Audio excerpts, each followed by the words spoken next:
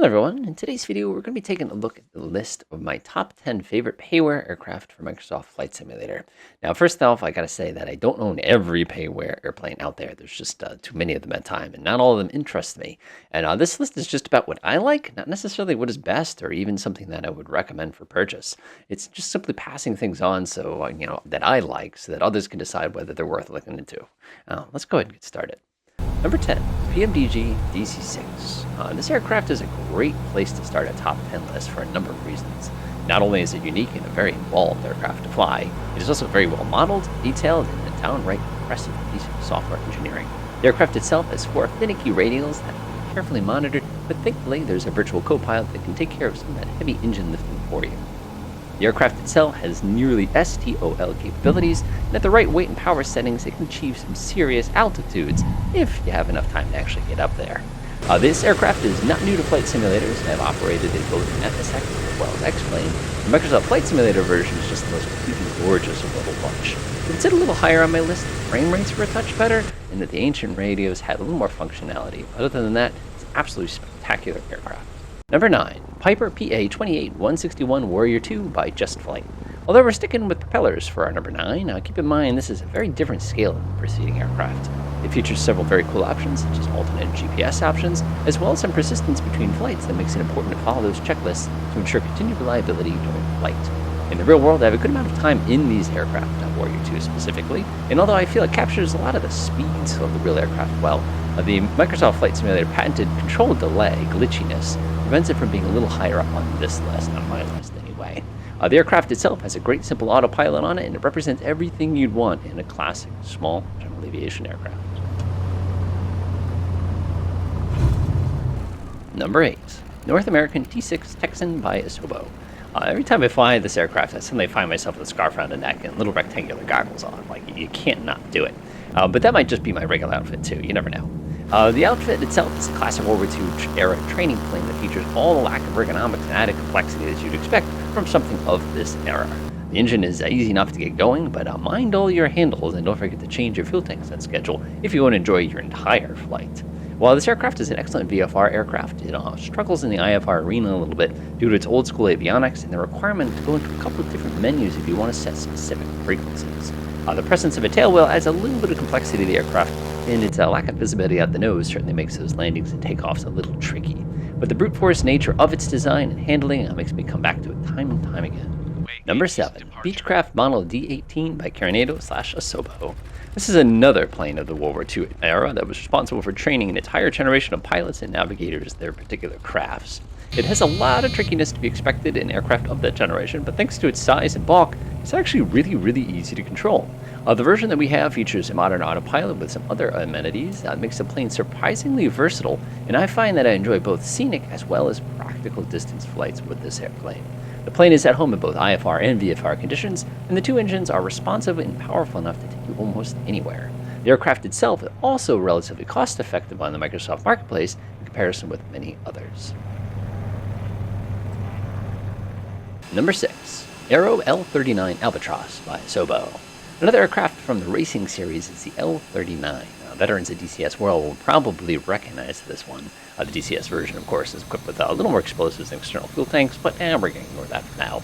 And we'll be pleased how carefully the interior and exterior were modeled, as well as how all the handling quirks that kind of beset this little underpowered military jet trainer have made it over to Microsoft. This version is very solid and surprisingly easy to handle across the entire flight range. The addition of a GPS and some Western-style avionics make the aircraft versatile, and thanks to its military heritage, it's really quite fast. I really enjoy flying this aircraft right on the deck in VR before ripping out some ridiculous stunts and then sliding into really dangerous short landings.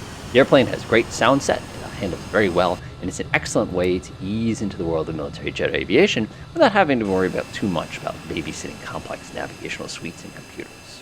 Number 5, the Junkers JU52 by Asobo. This aircraft bisects our top 10 list nicely, and its spot at number 5 is well deserved. The airplane itself is downright unique and features a very complex startup procedure and probably has more switches and dials than you probably want to see in any airplane. Kind of reminds me a little bit of the lunar lander and command module. The fuel and oil gauges aren't even in the cockpit. They actually sit on top of the engines themselves to make things a little bit more interesting for you when you need to check those important values during flight. Heaven forbid you're involved. Despite all this, and an interior that reminds me a little bit of a greenhouse, this plane is great. Its short field performance is stupidly good, and if you load it up enough, it can even land too. The interior provides a great look at classic German engineering. There's also a version that was included that has things like modern avionics and amenities that make it a little bit easier if you want to do more than fly VFR. I like to use this airplane on rough strips and operate at relatively low altitudes while absorbing the sounds of those BMW or Junkers V12 engines. Although the aircraft has an autopilot, it's more of a suggestion pilot than it is a real form of automation. The low price tag of this very complete package makes it attractive as well as for all kinds of people looking through things on the Payware market. Number 4, the Boeing 247E by Wing 42. Oh my rumbly airplane. This is right out of something you'd expect to see in the adventure game Beyond the Mountains of Madness. It even features some add-ons that keep its performance dramatic. The avionics on this thing are so ancient that I wasn't sure if there was actually a battery switch somewhere in the plane when I first started playing with it. The startup process requires somebody to crank a flywheel while you jerk a fuel pump handle the whole time while reciting incantation to the gods of combustion. Many of the systems on board are extremely delicate, and there are reasons why you carry so many actual replacement fuses. Pop the landing gear at the wrong time, and you'll find yourself having to hand crank them into position. Overload the generator, and well, you know how that ends. A little popping noise, and it gets really dark. The plane requires a ton of engine management, and unfortunately, there's no extra crew member to do it for you, nor is there an autopilot to hold the wheel for you as you cruise. Instead, you're going to find yourself running around like crazy, keeping things at the right temperatures and traveling in the correct direction. The aircraft is also one of the more cost-effective ones in the Payware library, and for those of you with the right temperament and patience, you'll be rewarded with a really, really cool airplane. Number 3, the Boeing 737-700 by PMDG. Precision Manuals Design Group has spoiled us yet again with this extremely detailed aircraft. 737 itself needs no introduction. In a lot of ways, it's tough to imagine any Microsoft Flight Simulator user who has not heard of this add-on or this company. The plane is incredible in so many ways. Not only is it beautifully modeled in detail, but the performance is excellent both in terms of frame rates and speed. The flight management system is fully modeled down to the little quirks and loading times, and the MPC is one of the most complete autopilots of any Microsoft Flight Simulator airliners, down to the Alt into the button and its fully operational vertical nav features. The model features a fully collimated heads-up display and a sound suite that is so convincing that I can almost feel myself being pushed back in my chair every time I push the throttles to the takeoff position. The model isn't just a bunch of pretty lights and buttons, however. It is also very customizable in that you can change avionics, liveries, airframe components, and if you're really into it, you can summon an entire fleet of working ground service vehicles to do a little dance around you as you're plugging in your flight plan.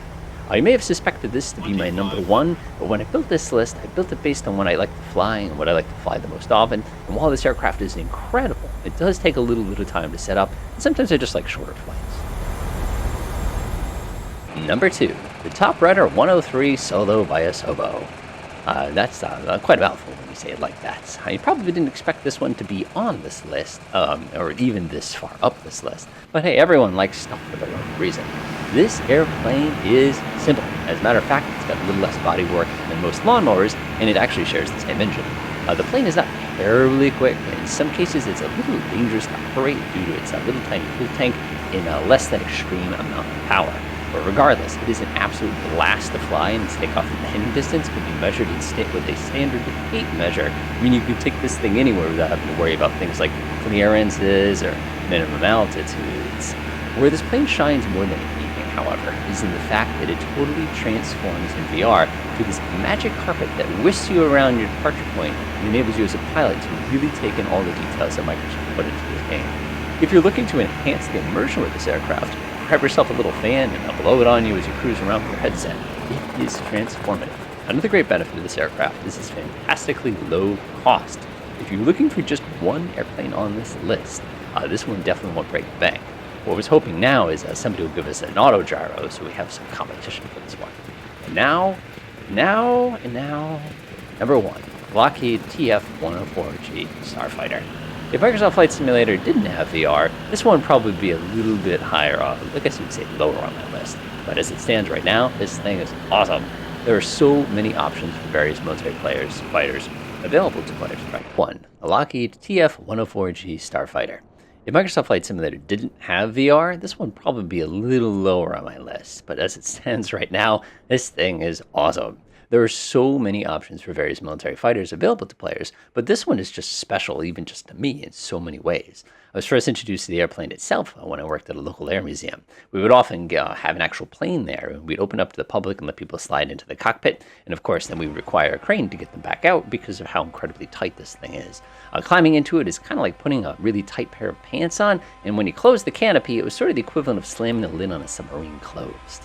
The plane itself is ridiculously fast for its time, and although its turn radius is measured by counties instead of by feet or meters, it is surprisingly easy to handle if you keep your speed up. Startup is a breeze, and the sound effects are exactly as one would expect.